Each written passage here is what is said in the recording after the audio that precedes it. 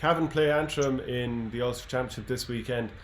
I'm sure you got to see it, Stephen, the dramatic victory for Cavan, 215 to 117, and Raymond Gallagher's last second free from 55 metres out, whatever it might have been.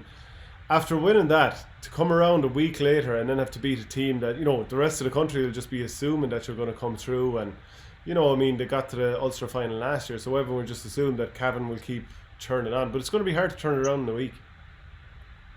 Yeah, listen, it's Shane, at this level, there's no easy games, and you don't know what conditions are going to be like. You don't know how breezy it's going to be, how wet it's going to be.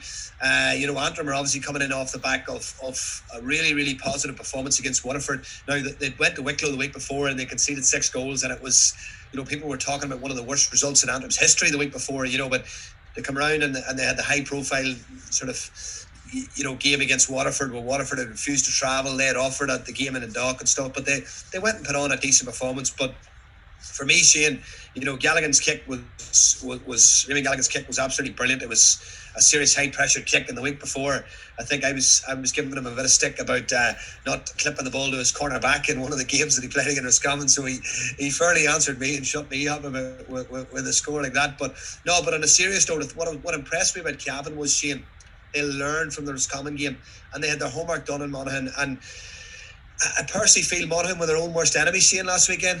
I thought they rested on their laurels too much in the second half, and I was chatting to Conor Lavery actually on Monday, and I said to him, I said, look, I'm disappointed for you, of course, but they had goal chances in the second half, Shane, and I felt they were just too casual in taking their points. Over the bar, it was driving me insane. You know what I mean? And I could see what they're probably thinking. Keep the scoreboard working, but if you're playing against a strong breeze and you get those goal opportunities, a goal just kills Cavan. Yeah. Like, a goal ends that game. It just ends that game. There's no, for me, the arse falls out of it for Cavan if the goal goes in at that stage, And Monaghan, they just felt, well, we've done enough. Then all of a sudden you keep the ball. They had 9 possessions, Shane, in the second half, lasting 60 seconds or more, and they get no scores from it. Now that's a very, very energy draining situation for a team who's just retained the ball. But it's also a very energy positive thing for a team who hasn't, because you're thinking, right, look, they're keeping us in this, and all of a sudden then you get a point, you get 2 points, you get 3 points, all of a sudden it's back to a score, and out of nowhere the game turns on its head. And see, when it went to extra time,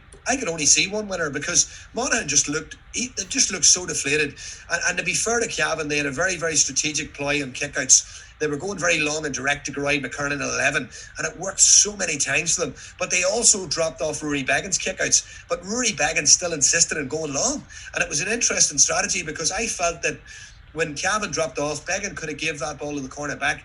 And what Beggan could have done was Beggan could have come out and joined the play, created an overload, created a +1, and maybe tried to run at Cavan a bit more through the hands, But they decided that they would try and go long anyway. And what that meant was Cavan were flooding the middle third, and they ended up actually turning a lot of Monaghan kickouts over as well. So they were winning their own, and they were breaking even in Monaghan's, and it gave Cavan a great platform to build from.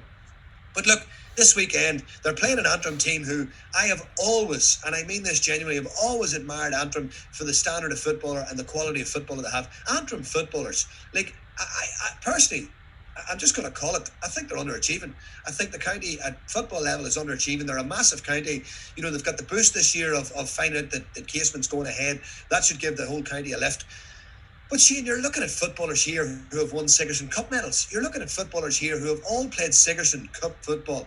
The likes of Paddy McBride, the likes of the Murrays, the likes of McCann, the likes of Paddy Cunningham. These boys are all very, very good footballers. The only problem is that they're very reliant on Paddy Cunningham, who is at a stage of his career where he maybe cannot for 70 minutes sustain the energy levels and the high pace of the game. Now, Paddy must be 35, 36, and it is very difficult to sustain those levels, but put a ball on a plate for him and he will score. Now, for me, Matt Fitzpatrick is probably the best footballer in the county, but unfortunately he has not made himself available this year, and he's a massive loss to them. He's obviously playing semi-professional soccer for Glenavon now, but he's a huge loss for Antrim, a huge loss, and get into the game. Do Antrim have the best 15 players in the county playing on Saturday or on Sunday? Sorry, they probably don't. But what they do have, they've got some really dangerous forwards, and if things were to fall their way, yes, they could pose threat. They could pose a threat for Cavan, but I think after last weekend, Shane, there's not a chance that Cavan are going to go in this game with any complacency whatsoever.